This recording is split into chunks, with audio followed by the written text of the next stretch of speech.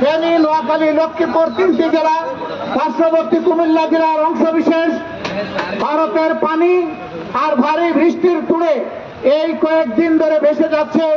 মানুষ দুঃখ দুর্ভোগের মধ্যে আছে, অনেকে ঘর বাড়িতে থাকতে পারছে না, কোলের সন্তান নিয়ে কোথায় যাবে হন্যে হয়ে উঠেছে।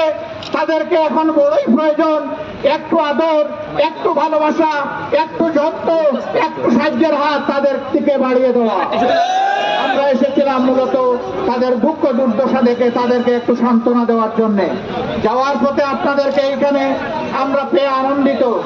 আমি আরেকবার আপনাদের প্রতি আহ্বান জানাতে চাই, আসুন আমাদের প্রিয় বাংলাদেশকে হাতে হাত মিলিয়ে জাতি ধর্ম বর্ণের ঊর্ধ্বে উঠে আমরা একটি সম্প্রীতির বাংলাদেশ গঠন করব ইনশাআল্লাহ। আর দুর্বলের উপর জালিমের অত্যাচার চলতে দেওয়া হবে না। এখানে আর দুর্নীতিবাদদেরকে সমাজের সাধারণ মানুষের সম্পদ লুণ্ঠন করতে দেওয়া হবে না।